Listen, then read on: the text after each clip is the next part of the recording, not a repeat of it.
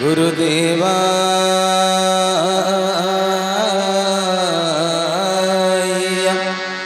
नमः।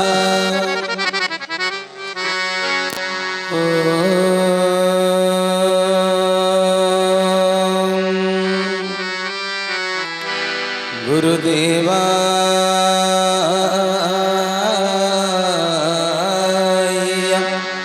नमः।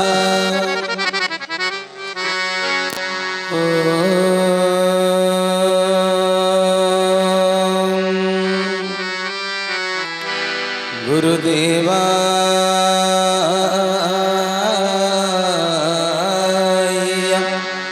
नमः। मु निजको अनियंत्रित भाव आशीर्वादटा देदेली से सूत्र मुताबक तू प्रणाम कलु बोली ए सूत्र तोते जना नहीं ए बुद्धि तोर नुहे जने मात्र ए पृथ्वी रे प्रणाम सूत्र जानती वासुदेव श्रीकृष्ण हरि हरि बोला। तेणु से कृष्ण तोते प्रणाम शिखई आउ निश्चय तू निस्वार्थ प्रहर रे एकुटी आसिनु तो सहित निश्चय आसी वासुदेव कृष्ण। तेणु बड़ पाटी रे पितामह भीष्म कहिले हे नटकुटिया राजनीतिज्ञ हे महाभारत युद्ध को अंगुली निर्देश रे परिचालना करुवा वासुदेव श्रीकृष्ण आउ काहेकि नटकुट लगेई दे बाहर रहिछ भीतर को आस तमर से नवदुर्बादल श्यामल श्यामल घन रुचिर स्वरूप को मते टिके दर्शन दे शांति प्रदान कर। पितामह भीष्म को आसी भगवान श्रीकृष्ण दर्शन देले सजन वृंद कथाटा अधिका कहबे नाही खाली एतिकी कहूची प्रणामर सूत्र जुगे जुगे जानती किए अवतार। तेणु आपण मानक गत वर्ष एई मंच रे कलिजुगर अवतार ठाकुर श्री श्री श्री केशव चंद्र शास्त्रर समस्त प्रमाण को प्रतिपादन करी कटक जिला सालेपुर निकटवर्ती जरिया नदी कूल महांगा ग्राम रे आसी सारी चंती ए वार्ता मु देई सारी छी। तेणु ये पृथ्वी रे आपण जानतु जो जगह को सी गोटे गुरुक्षेत्र जोठे मध्य गुरु सामंत शिखई चंती प्रणामर सूत्र हरि हरि बोला। हाथ जोड़ीबार सूत्र बतई देइचंती केमिति प्रणाम ठाकुर चरमनाथ गुरुस्वामी प्रणामर सूत्र बतईचंती ये एमितिया गुरु ये निजे स्वयं नारायण गुरु अंगरे धरा पृष्ठ को आसीचंती बोली प्रणामर सूत्रटी बतई देले। बुझी पारछ ए प्रणाम द्वारा कोन हुए जानिछ ये एमितिया प्रणाम सूत्र मुताबक प्रणाम आपण गुरु दीक्षा समस्ते ग्रहण करिथिबे गुरु शिष्य को मंत्र प्रदान करंती साधन सूत्र दियंती उपासना बतई दियंती ईश्वर उपासनार माध्यम धर्मधारा किंतु जी जेते बतईले भी साधारण भाव में केवल चरित्र गठन पाई नूतन संस्कार तोलिबा पाई समस्ते शिक्षा दउचन जोटा पुरातन अष्टांग योग हाँ कि नहीं भाई अष्टांग योग पतंजलि ऋषिंकर जम नियम आसन प्राणायाम प्रत्याहार धारणा ध्यान समाधि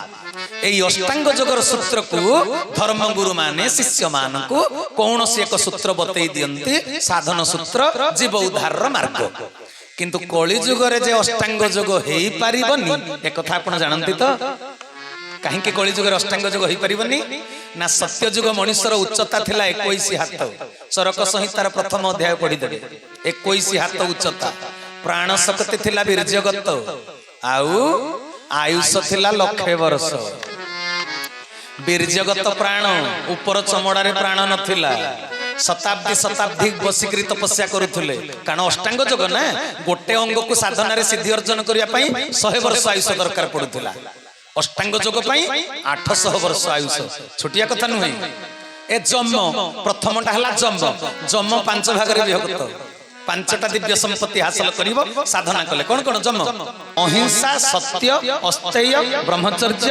अपरिग्रह ताको आलोचना कले राति पाइबो कथा सरीबो नाही सेइति पई तो 100 वर्ष आयुष जाई हेले जम साधना रे सिद्धि हबो नतुबा नाही पुनी नियम द्वितीयटा हला नियम अष्टांग योगर नियम 5 भाग रे विभक्त तप शौच स्वाध्याय संतोष ईश्वर प्रणिधान सी भी 100 वर्ष आयुष दरकार। अच्छा अष्टांग योग 800 वर्ष आयुष दरकार कली जुग मनुष्यर आयुष केते ଭାଗବତ କହିଲେ କଳି ଯୁଗରେ ଯେତେ ପ୍ରାଣୀ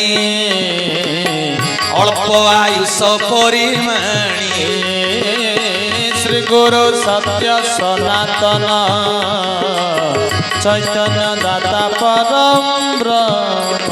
କହିଲେ କଳି ଯୁଗରେ ଯେତେ ପ୍ରାଣୀ ଅଳ୍ପ ଆୟୁଷ ପରିମାଣୀ, ତେବେ ଅଳ୍ପ ଆୟୁଷକୁ ନେଇ ତମେ କଣଟା ସାଧନା କରିବ ଅଷ୍ଟାଙ୍ଗ ଯୋଗ ହେଇପାରିବ ନା। ଆୟୁଷ ତ ଏକରେ ନାହିଁ, ପୁଣି ପ୍ରାଣ ଶକ୍ତି ଉପରକୁ ଉଠି ଆସିଲା। ସତ୍ୟ ଯୁଗ ମଣିଷର ପ୍ରାଣ ଶକ୍ତି ଥିଲା ବୀର୍ଯ୍ୟଗତ, ତ୍ରେତୟା ଯୁଗ ମଣିଷର ପ୍ରାଣ ଶକ୍ତି ଉପରକୁ ଉଠି ଆସିଲା ଟିକେ ମଜାଗତ, ହାଡ଼ ଭିତରେ ଯୋଉ ଶସ ରହିଛି। ଦ୍ୱାପର ଯୁଗ ମଣିଷର ପ୍ରାଣ ଶକ୍ତି ଆଉ ଟିକେ ଉପରକୁ ଉଠି ଆସିଲା ଅସ୍ଥିଗତ। ଆପଣ ଭାଗବତ ପଢିଥିବେ, ସେ ଯୋଉ ବ୍ୟାଧ ଶବର ପକ୍ଷୀକି ମାରିବ ବୋଲି ଯେତେବେଳେ ପକ୍ଷୀ ଶରଣ ନେଇଛି ଶିବିରାଜାଙ୍କ ରାଜଉଆସରେ, ଯେତେବେଳେ ତାକୁ ଶରଣ ଦେଇଛନ୍ତି ଜୀବ ପ୍ରତି ଦୟାଭାବ, ଶବର କହିଲା ମୋର ମାଂସ ଦରକାର। ତେବେ ଶିବିରାଜା ନିଜ ଦେହରୁ ମାଂସ କାଟିକିରି ଦେଇଦେଲେ। କାହିଁକି କିଛି କଷ୍ଟ ଲାଗିଲାନି ନା, ଦ୍ୱାପର ଯୁଗର ପ୍ରାଣ ଥିଲା ଅସ୍ଥିଗତ, ହାଡରେ ପ୍ରାଣ, ଚମଡାରେ ନୁହେଁ, ତେଣୁ କାଟିକିରି ମାଂସକୁ ଦେଇଦେଲେ। କିନ୍ତୁ କଳି ଯୁଗର ମଣିଷର ପ୍ରାଣ ଶକ୍ତି କୋଉଠି ଅଛି?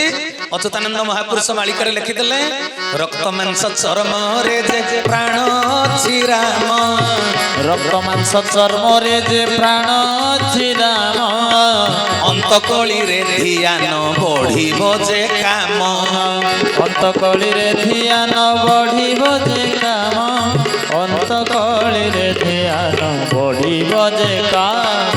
ବୋଲେ ରକ୍ତ ମାଂସ ଚର୍ମରେ ଯେ ପ୍ରାଣ ଅଛି ରାମ, କଳି ଯୁଗର ମଣିଷର ପ୍ରାଣ ଶକ୍ତି ରକ୍ତ ମାଂସ ଚର୍ମକୁ ଉଠି ଆସିଲା। ଏ ଚମଡାକୁ କଳି ଯୁଗର ପ୍ରାଣଟା ଉଠି ଆସିଲା ବୋଲି କଳି ଯୁଗ ମଣିଷ ଖାଲି ଚମଡାକୁ ସଜଉଛନ୍ତି ନା, ଆଉ ସେଥିରେ ବେଶୀ ପଇସା ଖର୍ଚ୍ଚ କରୁଛନ୍ତି ଖାଲି ଚମଡାରେ। ତେବେ କଳିଯୁଗ ମଣିଷ ନିଜ ଉପର ଶରୀରଟାକୁ ଏତେ ସଜଉଛି କାହିଁକି ନା, କଳିଯୁଗ ମଣିଷର ପ୍ରାଣ ଶକ୍ତି ଉଠି ଆସିଛି ଚମଡାକୁ। ତେବେ ଅସୁବିଧାଟା କଣ ହେଇଛି ନା, ମଶାଟେ କାମୁଡିଲେ ଧ୍ୟାନ ଭାଙ୍ଗି। ସତ୍ୟଯୁଗ ମଣିଷର ପ୍ରାଣ ଶକ୍ତି ଥିଲା ବୀର୍ଯ୍ୟଗତ, ଆଉ କଳିଯୁଗର ଅର୍ଣ୍ଣଗତ ପ୍ରାଣ, ଚର୍ମଗତ ପ୍ରାଣ। 6 ଘଣ୍ଟାକୁ ତ ଥରେ ନ ଖାଇଲେ ମୁଣ୍ଡ ବୁଲେଇବ, ଏସିଡି ହବ, ଆଉ ଶତାବ୍ଦୀ ଶତାବ୍ଦୀ ତପସ୍ୟା କରିବ, ହବ। ତେଣୁ ସଜନ ବୃନ୍ଦ, ତେବେ କଳିଯୁଗର ପ୍ରାଣ ଶକ୍ତି ଚମଡାକୁ ଉଠି ଆସିବାରୁ ଯଦି ମଶାଟେ କାମୁଡିଲା ଧ୍ୟାନ ଭାଙ୍ଗିଯିବ। ତେବେ କୋଉ ସୂତ୍ରରେ ଉଦ୍ଧାର ପାଇବ? ମୋ ଜୀବଧନ ଠାକୁର ଶ୍ରୀ ଶ୍ରୀ ଶ୍ରୀ କେଶବ ଚନ୍ଦ୍ର କଳି ଯୁଗରେ ଅବତାର ହେଇ ଆସିଛନ୍ତି ସ୍ୱୟଂ ପରମାତ୍ମା ବୋଲି ଗୁରୁ ଭୂମିକାରେ ଅବତୀର୍ଣ୍ଣ ହେଇଛନ୍ତି। ତେଣୁ ଇଏ ବତେଇ ଦେଲେ ଅଷ୍ଟାଙ୍ଗ ଯୋଗର ସହଜ ସୂତ୍ର, ସାଷ୍ଟାଙ୍ଗ ପ୍ରଣାମ। ହରି ହରି ବୋଲ। ଅଷ୍ଟ ଅଙ୍ଗ ସାଷ୍ଟାଙ୍ଗ, 8ଟା ଅଙ୍ଗ ଯଦି ଭୂମିକି ସ୍ପର୍ଶ କଲା ସେଟା ହେଲା ସାଷ୍ଟାଙ୍ଗ ପ୍ରଣାମ। 8ଟା ଅଙ୍ଗ, ସେ 8ଟା ଅଙ୍ଗରେ କଣ ଅଛି କି? ଆଜ୍ଞା, ଗୁରୁ ସିନା ଦୀକ୍ଷା ଦେଇ ମନ୍ତ୍ର ଦେଲେ ଯେ ନୂତନ ସଂସ୍କାର ଗଠନ କରିବା ପାଇଁ, ଚରିତ୍ର ଗଠନ ପାଇଁ। ଆଗରୁ ତୁମେ ଗୋଟେ ପ୍ରକାରର ଲୋକ ଥିଲ, ଗୁରୁ ଗ୍ରହଣ କଲା ପରେ ଆଉ ଏକ ପ୍ରକାରର ବ୍ୟକ୍ତି ହେଇଗଲ, ରୂପାନ୍ତରିତ, ସମ୍ବାଳୁଆ ହେଇଗଲା ପ୍ରଜାପତି ଯେମିତି। ତେଣୁ ସଜନ ବୃନ୍ଦ, ତେବେ ଗୁରୁ ଆପଣଙ୍କୁ ଦୀକ୍ଷା ଦେଇ ଦକ୍ଷତା ପାଇଁ ଦେଲେ ସିନା ସୂତ୍ର, କିନ୍ତୁ ପୂର୍ବ ଜନ୍ମାନ୍ତରବାଦର ପାପ କର୍ମର ମନ୍ଦ ବୀଜ ଆପଣଙ୍କ ଭିତରେ ସାଇତା ହେଇ ରହିଛି। ଯଦି ସେଇଟା ଡିଲିଟ ନ ହେଲା, ପୁରୁଣା ମେସେଜ ନୂଆ ମେସେଜ ଆଉ ଆଡ କଣ୍ଟାକ୍ଟ କେମିତି ହବ?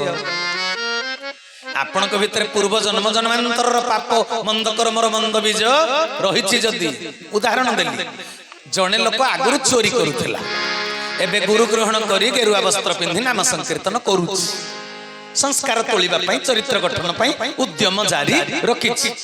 କିନ୍ତୁ ଯେତେବେଳେ ଚାନ୍ଦିନୀ ରାତି ଆସିଲା, ପୂର୍ଣ୍ଣିମା ରାତି, ଯୋଉ ସାଙ୍ଗମାନଙ୍କ ସହିତ ବ୍ୟାଙ୍କ ଡକାୟତି କରି ଯାଉଥିଲା, ସେ ସାଙ୍ଗମାନଙ୍କୁ ଯେତେବେଳେ ଦେଖିଦେଲା, ପୁଣି ସ୍ମରଣକୁ ଆସିଗଲା ସେଇ ଚୋରି କଥା।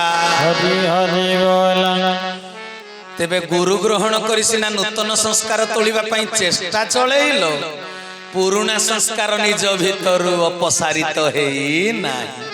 ତେବେ ନିଜକୁ ନିଜେ ତ ଘାଣ୍ଟି ଚକଟି ମରିବ, ଆଉ ଅମୃତ ତତ୍ତ୍ୱ ସୃଷ୍ଟି ହବ କେମିତି ଯେ ଜଗତର କଲ୍ୟାଣ ପାଇଁ ଫିଟ୍ ହେଇପାରିବ? କଣ ବୁଝିପାରୁଛନ୍ତି ନା? ଆମ ଭିତରେ ପୂର୍ବ ଜନ୍ମାନ୍ତରବାଦର ସବୁ ରହିଛି। ମନ ଜାଣେ ପାପ, ମା ଜାଣେ ବାପ।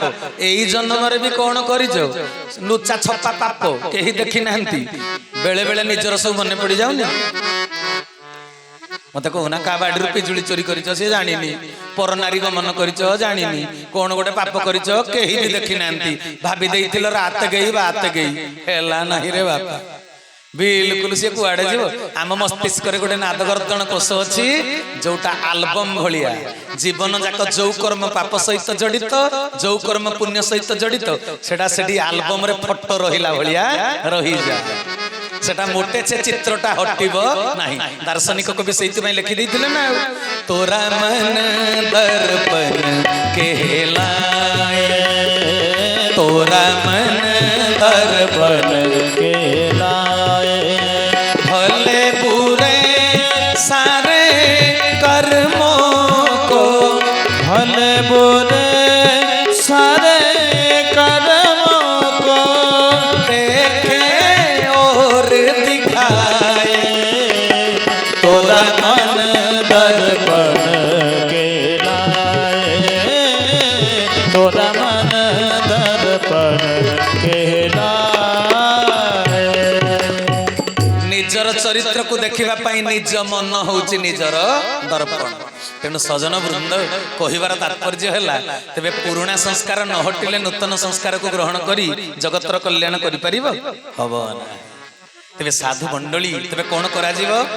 ଇଏ ଗୁରୁ ନାରାୟଣ ଠାକୁର ଶ୍ରୀ ଶ୍ରୀ ଶ୍ରୀ କେଶବ ଚନ୍ଦ୍ର ନିଜେ ସ୍ରଷ୍ଟା ହେଇଥିବାରୁ, ନିଜେ ପରମାତ୍ମାଙ୍କର ଅବତାର ହେଇଥିବାରୁ ଇଏ କଣ ଦେଖିଲେ, ଇଏ ସ୍କାନିଂ କରିଦେଲେ। ଆଉ ସାଧାରଣ ଡକ୍ଟର ଯେମିତି ସିଟି ସ୍କାନ, ଏଣ୍ଡୋସ୍କୋପି, ଅଲ୍ଟ୍ରାସାଉଣ୍ଡ କରିକିରି ରୋଗ ବ୍ୟାଧି ଚିହ୍ନନ୍ତି, ଇଏ କଳିଯୁଗର ମଣିଷର ପୂର୍ବ ଜନ୍ମର ପାପ ଗୁଡାକ କୋଉ ଜାଗାରେ ରହିଛି ଶରୀର ଭିତରେ, କେତେଟା ପଏଣ୍ଟରେ। हरे हरि बोल। ପୂର୍ବ ଜନ୍ମର କଥା ଆପଣଙ୍କ ଭିତରେ ଅଛି ନା ନାଇଁ କହିଲେ? ଅଛି ନା। ଆଉ ଗୋଟେ ଉଦାହରଣ ଦଉଛି ଶୁଣୁନାହାନ୍ତି। ଆପଣଙ୍କ ଅଞ୍ଚଳରେ ଜମି ଚାଷ କରି ଭଲ କରି ମୁଗ ବୁଣୁଥିବ, ହଁ କି ନାଇଁ? ମୁଗ ବୁଣା ହଉଛି। ଆଚ୍ଛା, ମୁଗ ବୁଣିଲେ ଖାଲି ମୁଗ ଗଛ ଉଠେ ନା ଅଲଗା ଗୋଟେ ଅନାବନା ଘାସ ବି ଉଠେ? ଆଜ୍ଞା, ଅନାବନା ଘାସ ବି ଉଠେ। ଆଚ୍ଛା, ମୁଗର ବିହନ ତ ବୁଣିଥିଲ, ଅନାବନା ଘାସର ବିହନ ବୁଣିଥିଲ? ବୁଣିନ, ଉଠିଲା କେମିତି? ଆଗରୁ ମାଟି ତଳେ ଥିଲା, ନାଇଁ କି? ହଁ, ସେମିତି ଆମ ଭିତରେ ଆମ ଶରୀରଟା ଗୋଟେ କ୍ଷେତ ଜମି ବୋଲି ଜାଣିଛ ତ? ଏ କର୍ମେନ୍ଦ୍ରିୟ ଜ୍ଞାନେନ୍ଦ୍ରିୟ ମାନଙ୍କୁ ନେଇ ଜନ୍ମ ଜନ୍ମାନ୍ତର ବାଦରେ ଯୋଉ କର୍ମ କରିଛ, ସେ କର୍ମର ଫଳ ପାପ ହଉ କି ପୁଣ୍ୟ ହଉ, ଏ କ୍ଷେତ ଜମିରେ ଗୋଟେ ପୁରୁଣା ବିହନ ଅଛି।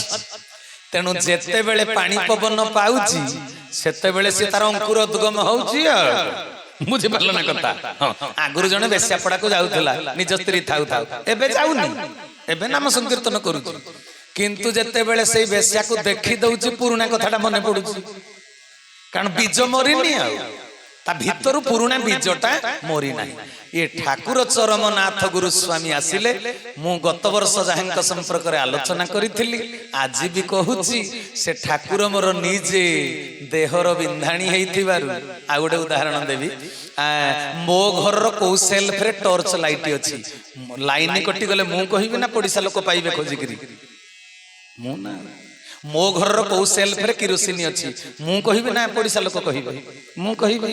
ତେଣୁ ଆମ ଶରୀର ଭିତରେ କୋଉ ଅଙ୍ଗରେ ଆଶ୍ରୟ ନେଇ ପୂର୍ବ ଜନ୍ମର କର୍ମ ବୀଜ ଗୁଡାକ ରହିଛି, ସେଇ ଜାଗାଟା ସଫା କରିଦେଲେ ଆଉ ପୁରୁଣା ସଂସ୍କାର ଗୁଡାକ ହଟିଗଲା। ଆଉ କଣ? ଆଉ ଗୁରୁ ଯେତେବେଳେ ନୂତନ ସଂସ୍କାର ଦେବେ, ତାରି ବଳରେ ଜଗତର କଲ୍ୟାଣ ଆମେ କରିବା। ଅମୃତ କ୍ରିୟା ଅନ୍ତର ଭିତରେ, ଦେହ ମନରେ ପ୍ରାଣରେ ସୃଷ୍ଟି ହବ ଅନ୍ତର କି ଅମୃତ କ୍ରିୟା। ଆଚ୍ଛା, ତେବେ ଇଏ କାହିଁକି ଏମିତି ଦେଇପାରିଲେ ନା? ଇଏ ଦେହକୁ ତିଆରି କଲା ବାଲା। ଯଶୋବନ୍ତ ଦାସ ଲେଖିନଥିଲେ କି, ଯେଉଁ ବିନ୍ଧାଣୀଟି ତୋତେ କଲା ନିର୍ମାଣ, ସେହି ତ ଦେହେ ରହିଲା ତୁ ହିଟି ଜାଣ, ରଖିଲା 10 ବାଟ ଲଗାଇଲା କବାଟ, ସୁଷୁମୁନା ଦୁଆରେ ରହିଲେ ନନ୍ଦ ଚାଟ, ଯଦି ପାଇବୁ ଭେଟ ମାୟାକୁ ତୁ ହି କାଟ, ଗୁରୁ ସେ ବିଣ ଦେଖ ଶ୍ରୀହରି, ବଡ଼ ମାୟାବୀ ଜୀବ ନୁହେଁ କାରି, ଦିନେ ନଭଜୁ ରାମ କୃଷ୍ଣ ଶ୍ରୀହରି, ବଡ଼ ମାୟାବୀ ଜୀବ ନୁହେଁ କାହାରି। ତେବେ ସାଧୁ ମଣ୍ଡଳୀ କହିଲେ, ଯେଉଁ ବିନ୍ଧାଣୀଟି ତୋତେ କଲା ନିର୍ମାଣ, ସେହି ତ ଦେହେ ରହିଲା ତୁ ହିଟି ଜାଣ।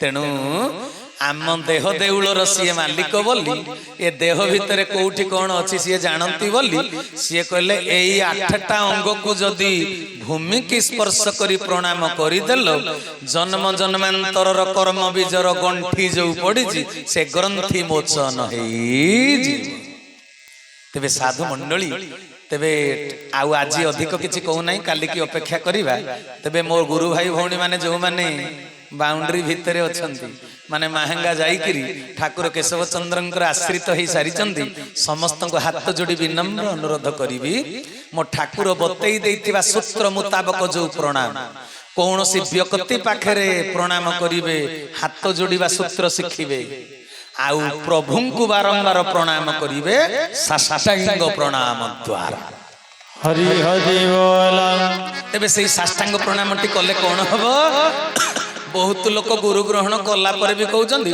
मते बा तंत्र पेसी देले गुणिया टुणिया करि देले मु भारी दुख पाइली इरे बापा गुरु बतई देइथिबा प्रकृत साष्टांग प्रणाम को जिए करिवो ताकू तंत्र काम दब नाही मो ठाकुर सेइति पई चरम रे बाणी टिए देइचंती कले साष्टांगे प्रणमी कोलप पका साष्टांगे प्रणमी कोलप पका चंड चंडी देखी होइबे बोका चंड चंडी देखी होइबे बोका चंड चंडी देखी होइबे बोका कले साष्टांगे प्रणमी कोलप पका चंड चंडी देखी होइबे बोका तू जतले साष्टांग प्रणाम दिन को मो ठाकुर कले सकाळे 7 थर ऊपर बेला 5 थर 7 5 12 12 थर दिन को जे साष्टांग प्रणाम करिवो तार देह सुस्थ मन भी सुस्थ बुझेला कथा तेनो अमृत क्रिया शरीर भितर सृष्टि हो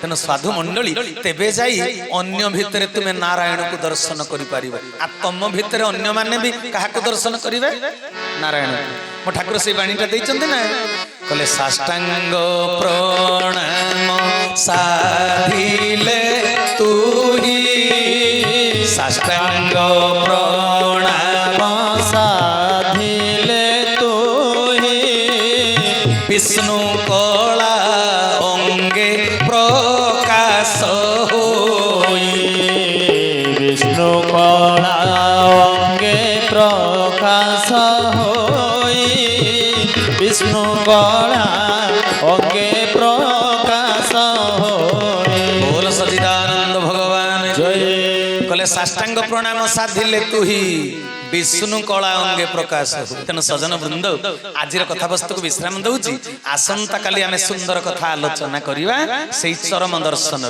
ठाकुर चरम नाथंकर चरम दर्शन रु आलोचना करिवा पुनी अवतार बादर उदाहरण ता भितरे मु आपनकु देबी कथा कोन ना काली रो कथाटा सुनिबा को आपनको भलो लागिवो बोली आज छुटी किए कहि दउची वार्ताटा ए पारिवारिक जीवन दाम्पत्य जीवन आज कौन पाई विपर्यस्त समस्त परिवार वैकुंठ समान घर आज कहीं नरक परिणत होती गोटे कथा समस्ते निजर बड़पण को देखा स्त्री आगे स्वामी बड़पण देखा स्वामी आगे स्त्री भी बड़पण देखा हाँ कि नहीं पुओ कहूँ मु बड़ बाप कहूँ मो कथा रही बड़पण कहारी भितर सरलता ना वर्तमान बुद्धिर विकास घटी समस्ते कुआडे विज्ञान सर्वस्व मनीष अरे विज्ञान अग्रगति हो तू पाठ पढ़ी बड़ मनीष मना नहीं किंतु भारतीय संस्कृतिर सनातन मानविक धर्म गुरुजन आगे शालीनता भाई भौणी आगे सौजन्यता एगुड़ाक नाही बोली आज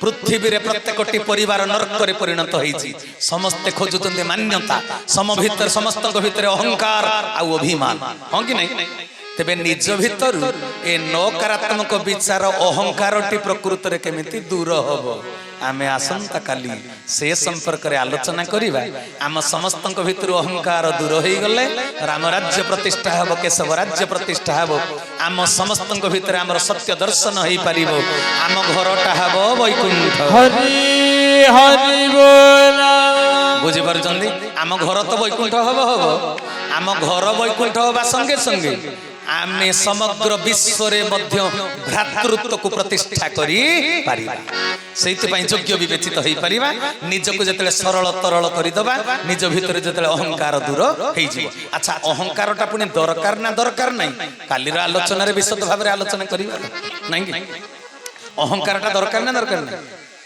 ଦରକାର ନାହିଁ। ଆଚ୍ଛା ଆପଣଙ୍କ ଜମି କ୍ଷେତ ଜମି କି ଧାନ କାଟିବା ପାଇଁ ଯଦି ମୂଲିଆ ମାନେ ଯିବେ, ମୂଲିଆ ତ ଆପଣଙ୍କ ଜମି କି ଚିହ୍ନି ନାହାନ୍ତି। ଆପଣ କହିବେ କି ନାହିଁ ଏଇ ଜମି କେତେ ଖଣ୍ଡ ମୋର, ତୁମେ କାଟ। ଆ ଗାଁ ବାଲାଙ୍କ ଜମି କି କାଟିଲେ କଣ ଆପଣ ମଜୁରୀ ଦେବେ? ଦେବେନି। ସେଇଠି ମୋର ବୋଲି କହିବାକୁ ପଡିବ। ଏଇ ମୋରଟା ହେଲା ଅହଙ୍କାର। ବୁଝିପାରିଲେ ନା?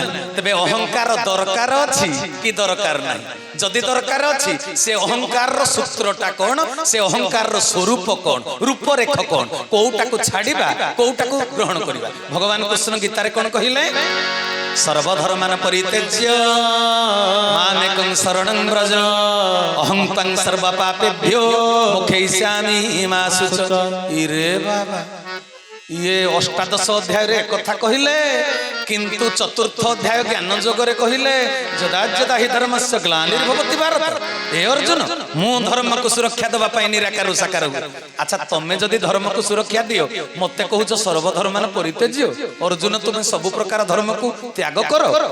ତେବେ ବୁଝିବାକୁ ପଡିବ, ଚତୁର୍ଥ ଅଧ୍ୟାୟରେ ଯୋଉ କହିଲେ ମୁଁ ଧର୍ମ ସଂସ୍ଥାପନ କରିବାକୁ ଆସେ, ସେଟା କି ପ୍ରକାର ଧର୍ମ? ଅଷ୍ଟାଦଶ ଅଧ୍ୟାୟରେ କହିଲେ ସବୁ ଧର୍ମକୁ ତ୍ୟାଗ କର, ସେଟା କି ପ୍ରକାର ଧର୍ମ? এইটা জানিব না। তবে অহংকার কোউটা, কোউ রূপরেখ থিলা বালা অহংকার আবশ্যকতা আছে, কোউ অহংকারକୁ ত্যাগ করিবা দরকার। এইটা চরমনাথ গুরুস্বামী ঠাকুর শ্রী শ্রী শ্রী কেশবচন্দ্র স্বয়ং পরমাত্মা ହେଇଥିବାରୁ କହିଛନ୍ତି। ତେଣୁ ଆସନ୍ତା କାଲି ଆମେ ତାଙ୍କ ଦର୍ଶନ ତତ୍ତ୍ୱକୁ ଶ୍ରବଣ କରିବା। ତେବେ